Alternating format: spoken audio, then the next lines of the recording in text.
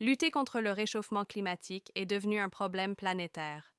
Ce grand défi engage tous les pays du monde, dont le Maroc qui a organisé la 22e conférence des parties, ou COP 22. La conférence de Marrakech a eu lieu du 7 au 18 novembre 2016 à Babigli, à Marrakech, au Maroc. Elle est la 22e conférence des parties, d'où le nom COP 22. 197 pays y ont participé.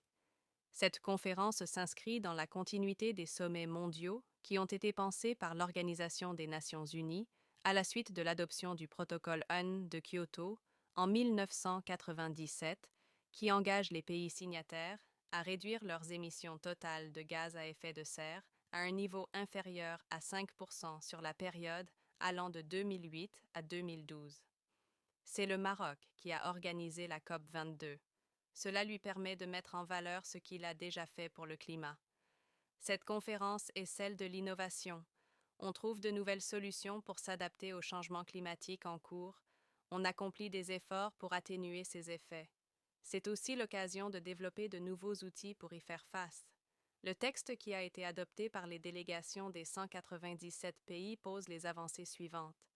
Plusieurs pays, comme le Canada, l'Allemagne, le Mexique et les États-Unis, ont approuvé la présentation de leur plan stratégique pour atteindre le zéro net émission en 2050, date à laquelle ils prévoient de ne pas rejeter plus de gaz à effet de serre dans l'atmosphère.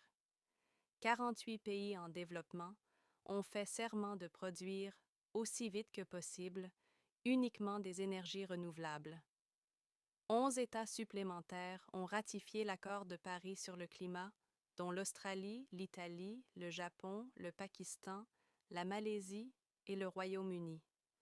Les pays riches ont promis 83 millions de dollars, dont 50 millions accordés par l'Allemagne. Sur le plan local, c'était aussi l'occasion pour la ville de Marrakech de verdir son image, en installant par exemple 300 bicyclettes en vélo-partage.